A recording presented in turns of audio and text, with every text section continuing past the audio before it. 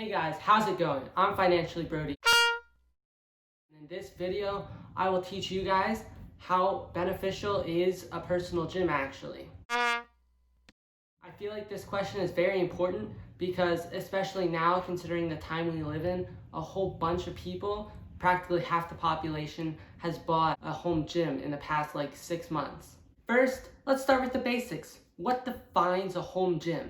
Well, to me, it includes something that you can't just go out and do without any equipment.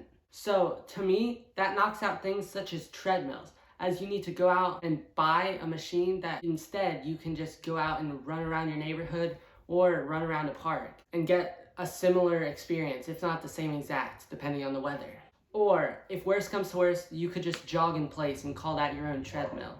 Also, for it to be a home gym, it needs to have some things that the gym has. So, for this experiment, we're gonna need to buy some weights. We could use a pull-up bar, and we could also use an exercise ball for good measure and for good strength training.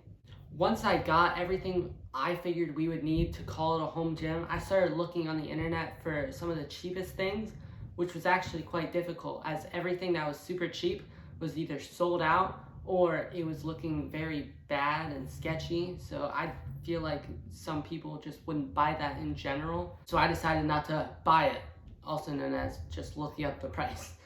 For example, I tried to look on a website that actually sold stuff to gyms, and basically everything was sold out because of the home gym craze. So after a bunch of looking, I found a medicine ball on Amazon with over 1,000 reviews, a 5-star rating, for a price of $30, which sounds like a lot to me, but I don't really exercise that much, so I can't really judge. I also found a pull-up bar for the similar price of $40, and for the last item we needed, the weights, I found that a 3-set for only $30, which altogether would make our home gym cost around $100, which for 3 equipment pieces sounds like a whole lot of money for me. But let's see what an actual gym costs, because that's also really high. Also, quick interlude, that $100 you would probably build off of if you use the gym more. So you might want to buy a treadmill, for example, if it's raining on that day or something and you can't go outside and run. So that price would probably be expanded. Now, in order to see how much times you need to use your home gym to make a membership gym not useful at all, we would have to look up the price of a gym. So I chose a gym that has the reputation of a big membership gym, as well as something that most everyone has heard of and has probably even sung a song of, because we're talking about the YMCA. The YMCA prices vary greatly from even state to state.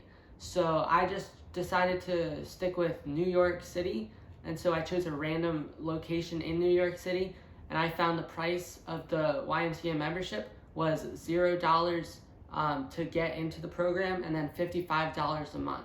Now, just because that one YMCA has 0 joining fees, that doesn't mean any others do. In fact, I saw some on my journey to get to this one that had a joining fee. So this price isn't guaranteed, and if there is a joining fee, that would mean that our home gym is just that much more worth it. So for the price of one adult in this YMCA gym in New York City, the price is $55, which means that you'd only have to use your home gym twice in 2 months to make it worth your while and actually want to buy a home gym.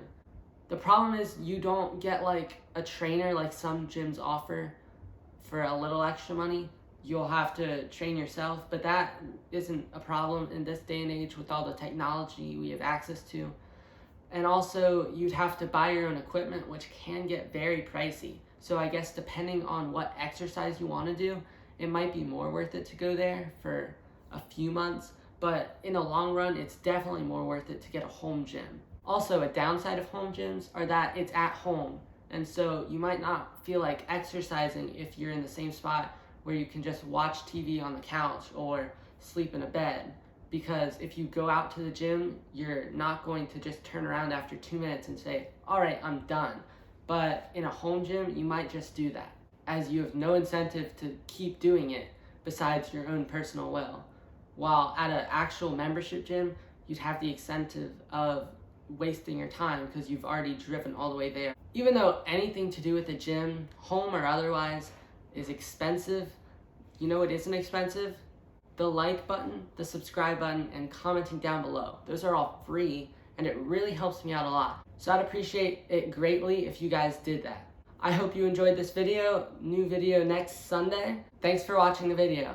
See you guys later.